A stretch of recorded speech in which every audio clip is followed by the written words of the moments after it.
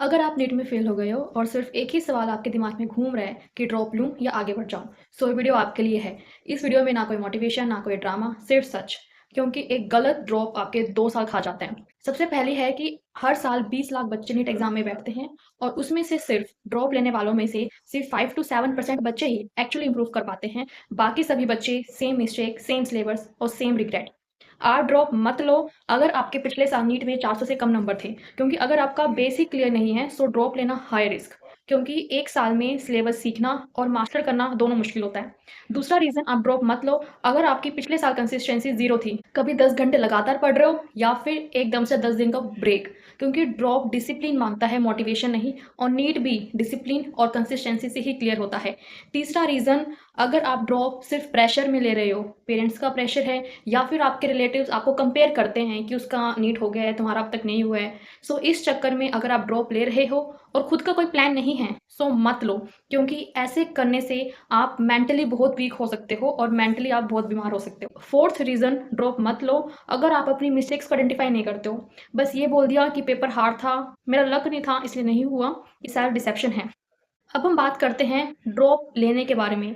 तो आप ड्रॉप लो अगर आपके पिछले साल 450 से 550 के बीच में मार्क्स थे, क्योंकि इसी मार्क्स की रेंज में ही बच्चे एक्चुअली जंप मार सकते हैं अगर स्ट्रेटेजी आपकी सही ही है।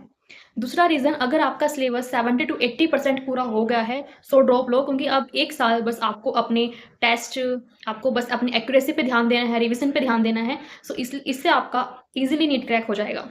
तीसरा रीज़न, ड्रॉप लो अगर आप अपनी प्रॉब्लम को आइडेंटिफाई करते हो। जैसे कि मैंने टेस्ट नहीं दिए थे, मैंने रिवीजन नहीं की थी, मैं फिजिक्स से भागती थी, या फिर मुझे बायो में ओवर कॉन्फिडेंस था।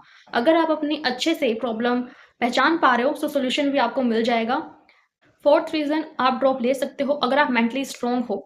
अगर, क्योंकि इस टाइम पे जब ड्रॉप ले रहे हो आप सिर्फ पढ़ रहे हो, एक रूम में हो और आपके फ्रेंड्स कॉलेज लाइफ एंजॉय कर रहे हैं। अगर आप मेंटली स्ट्रॉन्ग हो तो ड्रॉप आप ले सकते हो। अब मैं आपको बताती हूँ ड्रॉप लेने का रियल मीनिंग क्या है। डेली 15-15 घंटे पढ़ना नहीं है, आपको डिसिप्लिन में पढ़ना ज़रूरी है, डेली रिवीजन करने ज़रूरी है। डेली 6 से 8 घंटे पढ़ो, लेकिन फोकस के साथ पढ़ो। फ़ोन पे अगर आपका कंट्रोल है सो आप ड्रॉप ले सकते हो। अगर आप कोई अल्टरनेटिव चाहते हो सो आप बीएससी नर्सिंग कर सकते हो, कोई पैरामेडिकल कोर्स कर सकते हो, अलाइड हेल्थ साइंस में जा सकते हो, या फिर आप पार्शियल ड्रॉप ले सकते हो। तो मेरा फाइनल वर्डिक्ट यही है कि ड्रॉप लेना गलत नहीं है, लेकिन अगर आप प्लानिंग से ड्रॉप नहीं लेते हो सो वो बहुत रिस्की है। और साथ में अगर आप रेडी हो सेक्रीफाइस के लिए सो ड्रॉप लो और अपना बेस्ट दो। अभी भी क्लैरिटी नहीं है तो रुक जाओ, थोड़ा एक्सप्लोर करो, आपका इंटरेस्ट किस में है, टैलेंट किस में है, और फिर डिसाइड करो। डिसीजन आपका है, भगवान के ऊपर मत छोड़ो। अगर आप नीट के सीरियस एस्पिरेंट हो सो इस चैनल को फॉलो करो, सब्सक्राइब करो, क्योंकि यहाँ पे मैं सिर्फ आपको सच्चाई बताऊंगी। Thank you for watching.